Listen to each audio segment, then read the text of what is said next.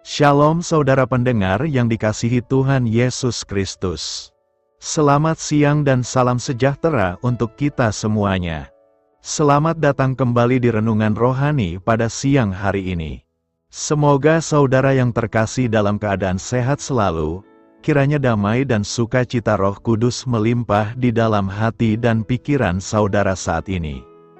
Sebelum kita mulai renungan pada siang hari ini, marilah kita bersama-sama berdoa. Allah Bapa yang baik dan ajaib, Bapa yang bertahta di kerajaan sorga, Bapa yang kami kenal di dalam Tuhan Yesus Kristus. Terima kasih atas penyertaan yang Tuhan berikan kepada kami atas siang hari yang indah ini. Terima kasih telah memberi kami kesempatan untuk selalu dapat bersyukur atas segala pekerjaan yang kami kerjakan. Maka dari itu, kami mohon kiranya Bapa berkenan menyertai kami selalu di sepanjang hari ini. Terima kasih atas berkat-Mu hingga saat ini kami masih bisa merasakan kebaikan-Mu dan buatlah agar kami selalu mengucap syukur kepada-Mu. Tuhan Yesus Kristus, terima kasih pada saat ini kami masih bisa bekerja. Tuhan, saat ini kami akan memulai pekerjaan kami. Berkatilah pekerjaan ini dan sertailah sepanjang kami selama bekerja pada hari ini, agar menjadi berkat bagi kami, bagi keluarga kami dan juga tempat kami bekerja. Berkati seluruhnya di siang hari ini, agar berjalan dengan baik dan menjadi berkat untuk kami jalani bersama dengan anak Tuhan yang lainnya. Dalam nama Tuhan Yesus, kami berdoa. Amin. Sahabat pendengar renungan saudara rohani, bacaan renungan dan ayat emas Alkitab renungan kita siang hari ini akan kita mulai dari pembacaan nats sebagai berikut. Jawabnya, kepadamu telah diberikan rahasia kerajaan Allah, tetapi kepada orang-orang luar segala sesuatu disampaikan dalam perumpamaan.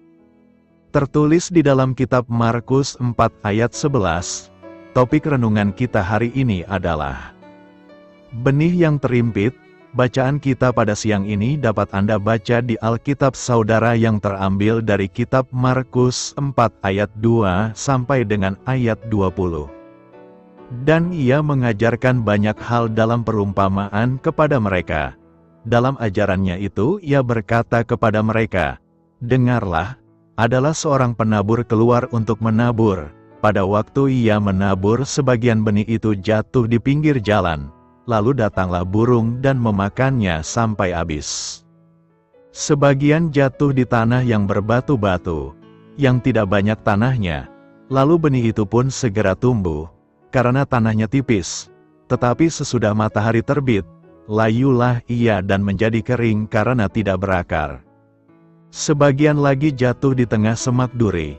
Lalu makin besarlah semak itu dan menghimpitnya sampai mati, sehingga ia tidak berbuah. Dan sebagian jatuh di tanah yang baik, ia tumbuh dengan suburnya dan berbuah. Hasilnya ada yang 30 kali lipat, ada yang 60 kali lipat, ada yang 100 kali lipat. Dan katanya, siapa mempunyai telinga untuk mendengar, hendaklah ia mendengar. Ketika ia sendirian, pengikut-pengikutnya dan ke-12 murid itu menanyakan dia tentang perumpamaan itu. Jawabnya, kepadamu telah diberikan rahasia kerajaan Allah, tetapi kepada orang-orang luar segala sesuatu disampaikan dalam perumpamaan, supaya sekalipun melihat, mereka tidak menanggap, sekalipun mendengar, mereka tidak mengerti, supaya mereka jangan berbalik dan mendapat ampun. Lalu ia berkata kepada mereka, tidakkah kamu mengerti perumpamaan ini? Kalau demikian bagaimana kamu dapat memahami semua perumpamaan yang lain? Penabur itu menaburkan firman. Orang-orang yang di pinggir jalan, tempat firman itu ditaburkan, ialah mereka yang mendengar firman. Lalu datanglah iblis dan mengambil firman yang baru ditaburkan di dalam mereka. Demikian juga yang ditaburkan di tanah yang berbatu-batu, ialah orang-orang yang mendengar firman itu dan segera menerimanya dengan gembira. Tetapi mereka tidak berakar dan tahan sebentar saja. Apabila kemudian datang penindasan atau penganiayaan karena firman itu, mereka segera murtad. Dan yang lain ialah yang ditaburkan di tengah semak duri. Itulah yang mendengar firman itu. Lalu kekhawatiran dunia ini dan tipu daya kekayaan dan keinginan-keinginan akan hal yang lain masuklah menghimpit firman itu sehingga tidak berbuah. Dan akhirnya yang ditaburkan di tanah yang baik, ialah orang yang mendengar dan menyambut firman itu lalu berbuah. Ada yang 30 kali lipat, ada yang 60 kali lipat, dan ada yang 100 kali lipat. Kata mutiara renungan kita hari ini adalah, kekhawatiran, tipu daya kekayaan, dan kenikmatan hidup adalah semak duri yang menghambat pertumbuhan rohani hingga tidak berbuah. Mari kita mulai renungan siang kita. Mari kita mulai segmen kisah inspiratif. Bagi seorang petani, gulma adalah tumbuhan yang paling tidak diharapkan kehadirannya di sekitar benih yang sudah ditaburnya. Gulma tumbuh di sekitar tanaman budidaya. Kehadirannya dapat menghambat pertumbuhan, mengakibatkan penurunan kuantitas dan kualitas produksi, serta dapat menjadi sarang hama dan penyakit. Membiarkan gulma bertumbuh di sekitar benih yang kita tanam sama artinya dengan membiarkan zat alelopati, bersifat racun, membunuh tanaman kita. Dalam perumpamaan tentang seorang penabur, Yesus menceritakan bahwa sebagian benih yang ditabur itu jatuh di tengah semak berduri. Benih dan semak berduri itu tumbuh bersama-sama dan terjadilah persaingan. Rupanya semak duri makin besar dan mengimpit tanaman itu sampai mati dan tidak berbuah. Benih itu jatuh di tempat yang tidak tepat. Benih itu tumbuh di antara gulma semak duri yang tanpa disadarinya berdampak buruk.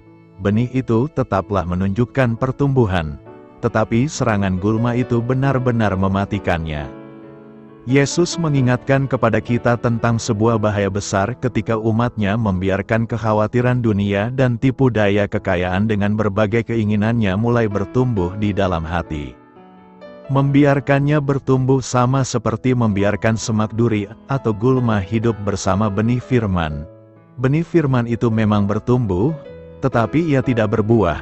Ya, begitu banyak benih firman itu jatuh di tanah hati kita. Tetapi jika di hati yang sama juga bertumbuh semak-semak duri, maka benih firman itu tidak akan bertumbuh dengan sehat. Jadi apa artinya pertumbuhan tanpa menghasilkan buah? Mengapa takut dan tidak percaya? Markus 4 ayat 40 berkata, lalu ia berkata kepada mereka, mengapa kamu begitu takut? Mengapa kamu tidak percaya? Pertanyaan ini disampaikan Yesus kepada para muridnya yang sedang mengalami badai topan yang begitu dahsyat. Seketika mereka dicekam rasa takut teramat sangat, dan dalam kepanikan, mereka segera berkata kepada Yesus yang sedang bersama-sama mereka, Guru, engkau tidak peduli kalau kita binasa. Perkataan mereka itu menimbulkan pertanyaan, apakah Yesus memahami ketakutan mereka dan peduli? Masalahnya bukan Yesus tidak peduli, tetapi karena para murid tidak menyadari bahwa Yesus bersama mereka. Yesus ada di sana, di buritan, yang juga mengalami goncangan hebat karena topan itu. Maka, setelah meredakan topan yang dahsyat itu, Yesus memberikan tanggapan, mengapa kamu begitu takut? Mengapa kamu tidak percaya? Ketakutan secara berlebihan, selain bisa melemahkan kerja akal sehat kita, juga bisa melumpuhkan iman kita. Sebetulnya para murid tahu Yesus berada di situ saat topan mendera, dan mereka sudah mengenal Yesus cukup baik. Tetapi mengapa perkataan mereka itu seolah-olah mereka tidak mengenalnya? Marilah kita coba pahami, dalam hal apa terletak kurangnya iman para murid, dibandingkan dengan kepercayaan Yesus. Mereka tidak berhenti percaya padanya, bahkan, mereka memanggil-manggilnya. Tetapi, kita melihat bagaimana mereka berseru padanya, Guru, engkau tidak peduli kalau kita binasa. Apakah engkau tidak peduli? Mereka berpikir bahwa Yesus tidak tertarik pada mereka, tidak peduli kepada mereka. Salah satu hal yang paling menyakitkan kita dan keluarga kita ketika mendengar dikatakan kepada kita, apakah kamu tidak peduli padaku? Itu adalah ungkapan yang melukai dan memuntahkan badai di hati kita. Ungkapan itu mengguncang Yesus juga, karena Dia, lebih dari siapapun, peduli pada kita. Sungguh, segera sesudah mereka memanggilnya, Dia menyelamatkan murid-muridnya dari keputusasaan mereka. Badai membuka kerapuhan kita dan menyingkapkan kepastian-kepastian keliru dan berlebihan yang dengannya kita telah merancang agenda kita, proyek-proyek kita, kebiasaan-kebiasaan dan prioritas-prioritas kita. Hal ini menunjukkan kepada kita bagaimana kita telah membiarkan diri menjadi tidak peka dan meninggalkan segala hal yang memelihara, menopang, dan meneguhkan hidup kita dan masyarakat kita.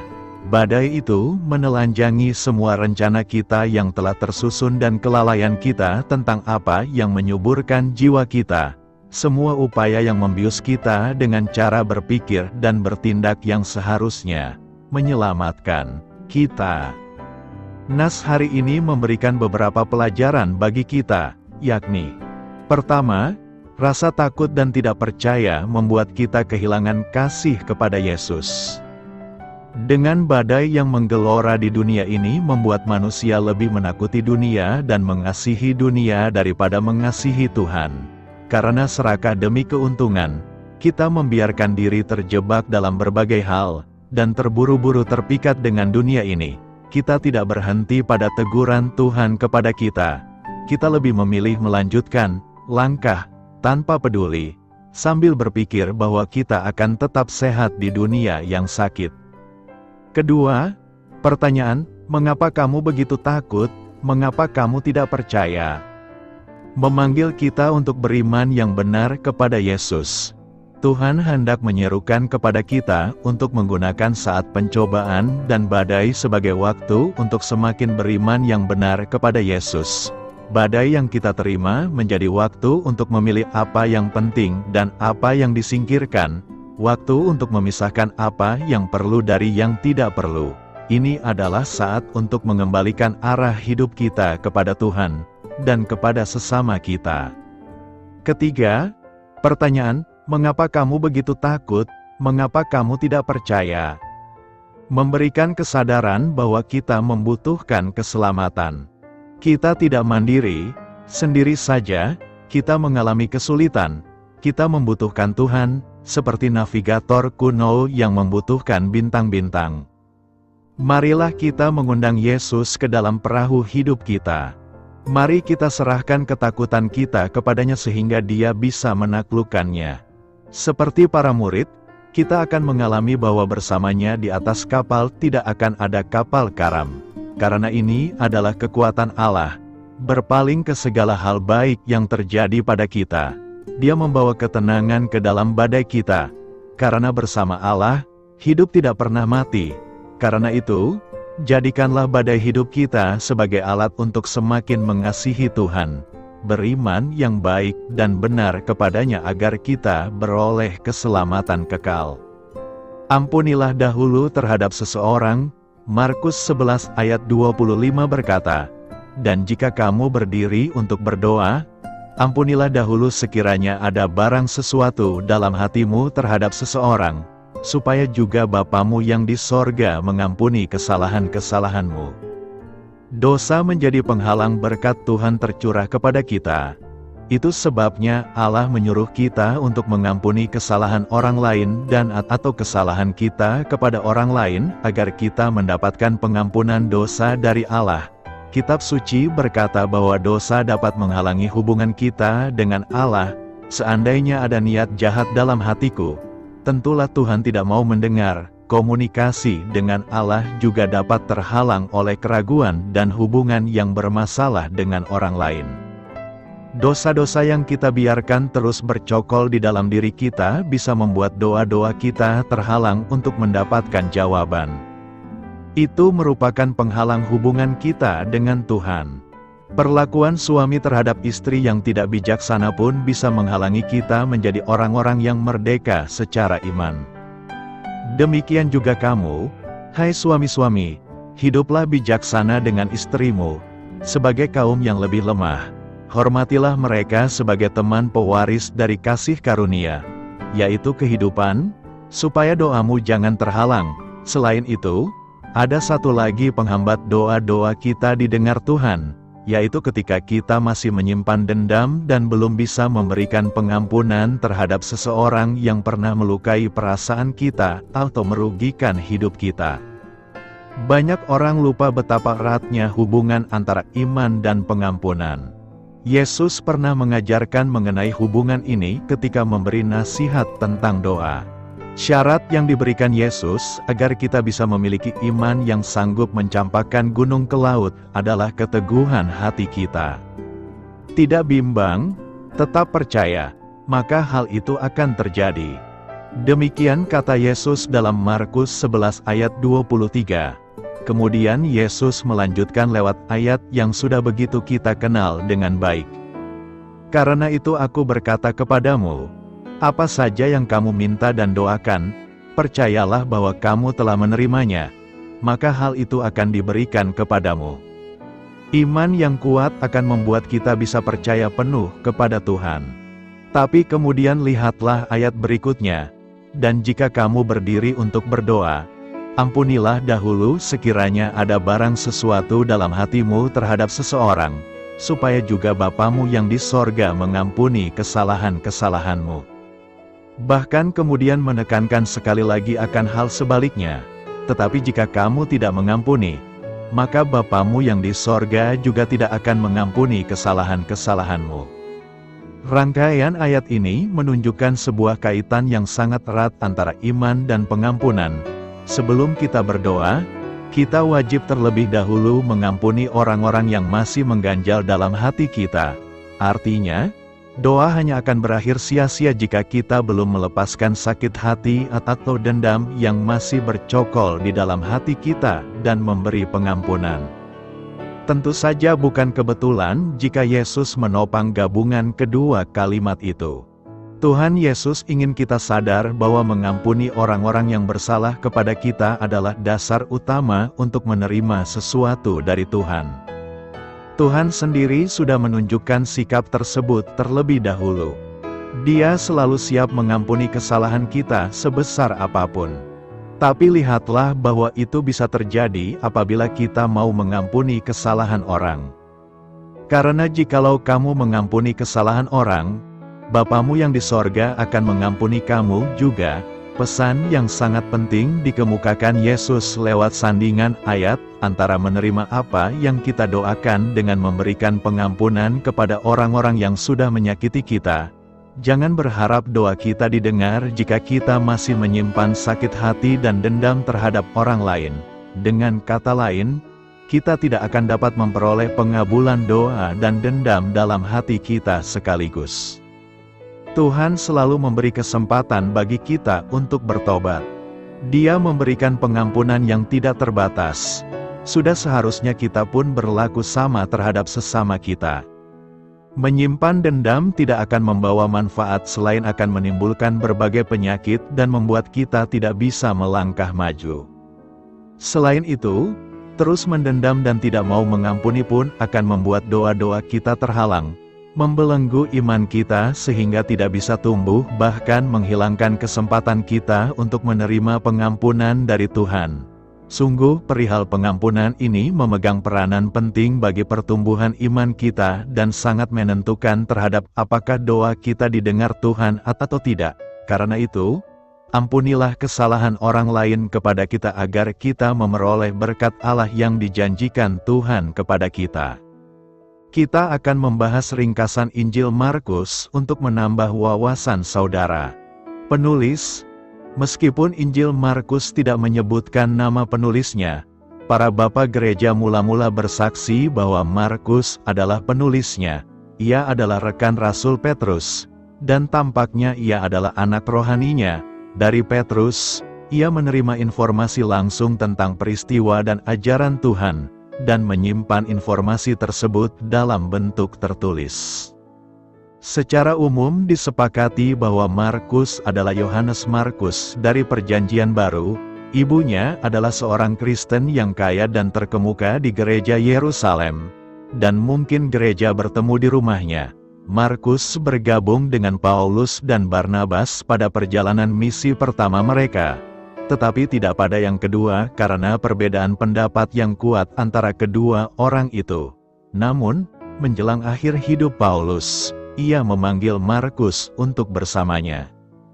Tanggal penulisan, Injil Markus kemungkinan merupakan salah satu buku pertama yang ditulis dalam Perjanjian Baru, mungkin pada tahun 55 sampai 59 Masehi. Tujuan penulisan, sementara Matius ditulis terutama untuk sesama orang Yahudi, Injil Markus tampaknya ditargetkan kepada orang percaya Romawi, khususnya orang bukan Yahudi. Markus menulis sebagai pendeta bagi orang-orang Kristen yang sebelumnya telah mendengar dan percaya kepada Injil. Dia ingin mereka memiliki kisah biografi Yesus Kristus sebagai hamba Tuhan dan juru selamat dunia untuk memperkuat iman mereka dalam menghadapi penganiayaan yang parah dan untuk mengajar mereka apa artinya menjadi murid-muridnya. Ayat-ayat kunci dalam topik ini adalah Markus 1 ayat 11 berkata, "Lalu terdengarlah suara dari sorga, anakku yang kukasihi, kepadamulah aku berkenan." Markus 1 ayat 17 berkata, "Mari, ikutlah aku," kata Yesus, "dan kamu akan kujadikan penjala manusia." Markus 10 ayat 14-15 berkata, "Katanya kepada mereka, biarkan anak-anak itu datang kepadaku, dan janganlah menghalangi mereka, sebab orang-orang seperti itulah yang empunya kerajaan Allah.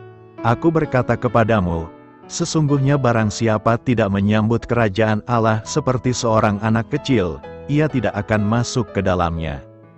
Markus 10 ayat 45 berkata, "Karena anak manusia juga datang bukan untuk dilayani, melainkan untuk melayani dan untuk memberikan nyawanya menjadi tebusan bagi banyak orang."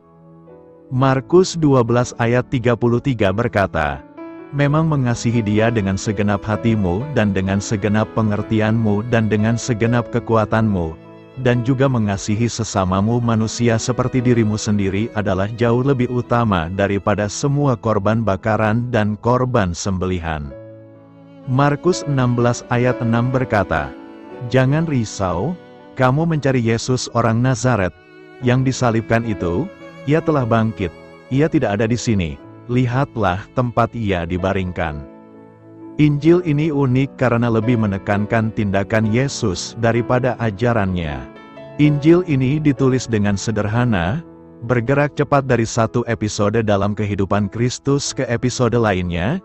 Injil ini tidak dimulai dengan silsilah seperti dalam Matius, karena orang-orang bukan Yahudi tidak akan tertarik dengan garis keturunannya. Setelah Yesus diperkenalkan pada saat pembaptisannya, Yesus memulai pelayanan publiknya di Galilea dan memanggil 4 dari ke-12 muridnya yang pertama. Berikut ini adalah catatan tentang kehidupan, kematian, dan kebangkitan Yesus. Kisah Markus bukan sekadar kumpulan cerita, tetapi narasi yang ditulis untuk mengungkapkan bahwa Yesus adalah Mesias, bukan hanya untuk orang Yahudi, tetapi juga untuk orang bukan Yahudi. Dalam pengakuan iman yang dinamis, para murid, yang dipimpin oleh Petrus, mengakui iman mereka kepadanya, meskipun mereka gagal memahami sepenuhnya tentang Mesiasnya sampai setelah kebangkitannya. Saat kita mengikuti perjalanannya melalui Galilea, daerah sekitarnya, dan kemudian ke Yudea, kita menyadari betapa cepatnya langkah yang dia buat. Dia menyentuh kehidupan banyak orang, tetapi dia meninggalkan jejak yang tak terhapuskan pada para muridnya. Pada transfigurasi, dia memberi 3 dari mereka pratinjau tentang kedatangannya kembali di masa depan dalam kuasa dan kemuliaan, dan sekali lagi diungkapkan kepada mereka siapa dia sebenarnya. Namun, pada hari-hari menjelang perjalanan terakhirnya ke Yerusalem, kita melihat mereka bingung, takut, dan ragu. Pada penangkapan Yesus, dia berdiri sendiri setelah mereka melarikan diri. Pada jam-jam berikutnya dari pengadilan tiruan itu, Yesus dengan berani menyatakan bahwa dia adalah Kristus, anak dari yang terberkati, dan bahwa dia akan menang saat kedatangannya kembali. Peristiwa-peristiwa klimaks seputar penyaliban, kematian, penguburan, dan kebangkitan tidak disaksikan oleh sebagian besar murid-muridnya. Namun, beberapa wanita yang setia menyaksikan penderitaannya. Setelah Sabat, pagi-pagi sekali pada hari pertama minggu itu, mereka pergi ke makam dengan membawa rempah-rempah pemakaman. Ketika mereka melihat batu telah terguling, mereka masuk ke dalam makam. Bukan tubuh Yesus yang mereka lihat, tetapi malaikat yang berjubah putih.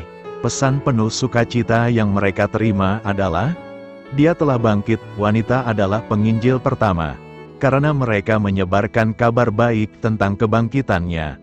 Pesan yang sama ini telah disiarkan ke seluruh dunia pada abad-abad berikutnya, hingga kita saat ini.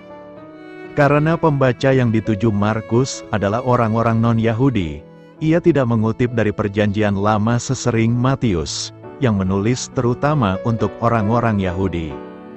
Ia tidak memulai dengan silsilah untuk menghubungkan Yesus dengan para leluhur Yahudi, tetapi sebaliknya memulai dengan pembaptisannya, awal pelayanannya di bumi. Namun bahkan di sana, Markus mengutip dari nubuat Perjanjian Lama mengenai utusan Yohanes Pembaptis yang akan menasihati orang-orang untuk mempersiapkan jalan bagi Tuhan saat mereka menantikan kedatangan Mesias mereka. Yesus merujuk kepada Perjanjian Lama dalam beberapa bagian di Markus. Dalam Markus 7 ayat 6, Yesus menegur orang Farisi karena penyembahan mereka yang dangkal kepada Tuhan dengan bibir mereka sementara hati mereka jauh darinya, dan merujuk kepada nabi mereka sendiri, Yesaya, untuk menghukum mereka atas kekerasan hati mereka. Yesus merujuk kepada nubuat Perjanjian Lama lainnya yang harus digenapi pada malam itu juga ketika para murid akan tercerai-berai seperti domba tanpa gembala ketika Yesus ditangkap dan dihukum mati. Ia merujuk lagi kepada Yesaya ketika ia membersihkan bait suci dari para penukar uang dan kepada kitab Mazmur ketika ia menjelaskan bahwa ia adalah batu penjuru utama iman kita dan gereja. Penerapan praktis. Markus menggambarkan Yesus sebagai hamba Allah yang menderita dan sebagai pribadi yang datang untuk melayani dan berkorban bagi kita, sebagian untuk mengilhami kita melakukan hal yang sama. Kita harus melayani seperti yang Dia lakukan, dengan kerendahan hati dan pengabdian yang sama untuk melayani orang lain. Yesus menasihati kita untuk mengingat bahwa untuk menjadi besar dalam kerajaan Allah, kita harus menjadi hamba semua orang. Pengorbanan diri harus melampaui kebutuhan kita akan pengakuan atau penghargaan, sama seperti Yesus rela direndahkan saat Dia menyerahkan nyawanya bagi domba-dombanya. Jangan takut, percayalah kepada Tuhan. Lalu Ia berkata kepada mereka, "Mengapa kamu begitu takut? Mengapa kamu tidak percaya?" Ada seorang pemuda yang tinggi, kekar, dan tampak tidak mengenal rasa takut.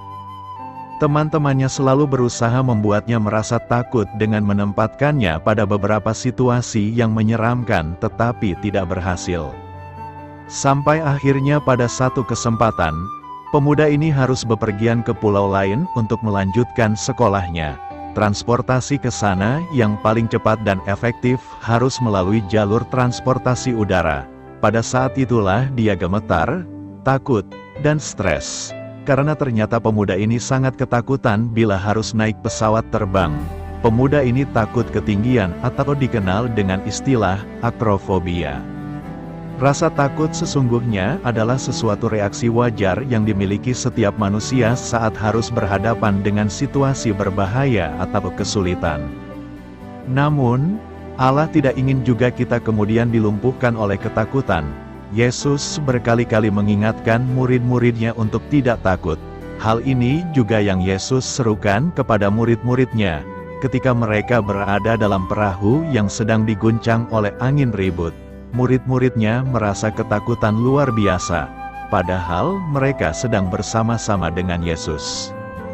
Allah ingin kita menaklukkan rasa takut dengan tetap percaya akan kehadirannya yang akan selalu menyertai kita. Jika kita sungguh-sungguh beriman kepada Allah, kita dapat tetap tenang, sebab Dia berkuasa untuk melindungi dan memelihara kita melewati setiap situasi yang sulit dalam kehidupan kita. Keberanian bukanlah tiadanya ketakutan, melainkan penguasaan atas rasa takut. Jangan sampai kita kemudian gagal melakukan apa yang menjadi kehendak Allah dalam hidup ini. Oleh karena rasa takut, firman Allah berkata, "Aku sekali-kali tidak akan membiarkan engkau dan aku sekali-kali tidak akan meninggalkan engkau." Mari kita berdoa sejenak. Ya Allah, aku percaya sesungguhnya Engkau sekali-kali tidak akan membiarkan dan meninggalkan aku. Amin. Kata-kata bijak kita adalah, keberanian bukanlah tanpa kehadiran rasa takut, tetapi penguasaan rasa takut. Selamat berkarya untuk Tuhan. Selamat memulai karya dalam minggu ini untuk Tuhan. Doa saya menyertai saudara sekalian. Saya memberkati Anda agar sewaktu Anda mencarinya dari Dia, Bapa Surgawi Anda akan memberikan bagi Anda roti harian Anda. Dalam nama Yesus Kristus, Tuhan yang berkuasa atas alam semesta dan menuntun kita kepada iman yang menyelamatkan, Tuhan Yesus menyertai senantiasa. Tuhan memberkati. Amin.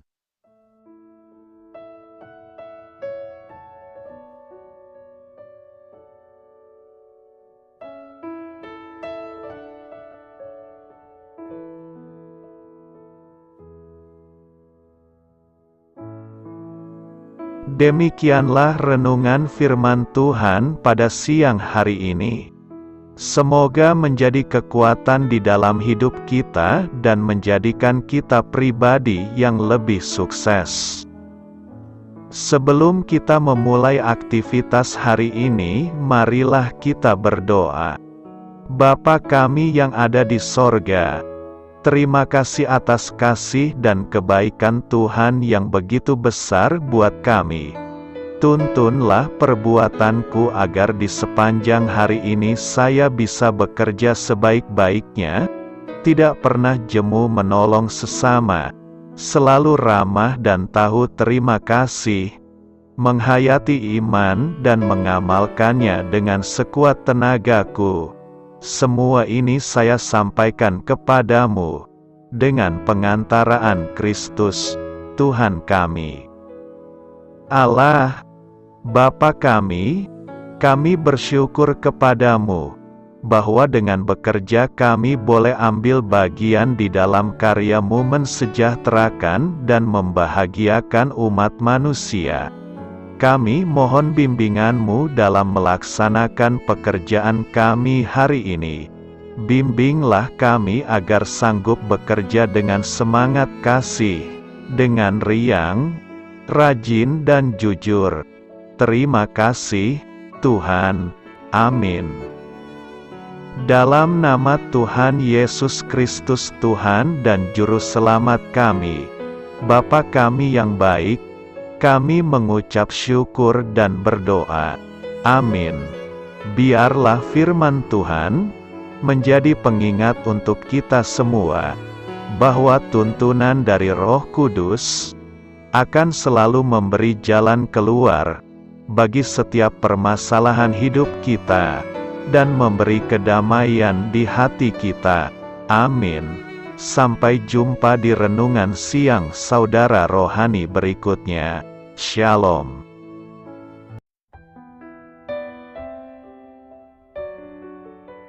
Halo untuk semua pendengar saudara rohani yang terkasih di dalam nama Tuhan Yesus Kristus dimanapun berada. Mari dukung kami, tim redaksi Renungan Harian Saudara Rohani dengan cara memberikan bantuan, kritik dan masukan. Saudara dapat memberikan masukan melalui kolom komentar di bawah atau mengirim kepada kami langsung melalui email yang tertera di layar Anda, saudararohani@gmail.com. Jika saudara terberkati melalui renungan ini, saudara dapat mendoakan kami dan memberikan bantuan lainnya dengan mengirim email kepada kami. Saya berdoa agar saudara sekalian bahagia dan sehat selalu. Amin.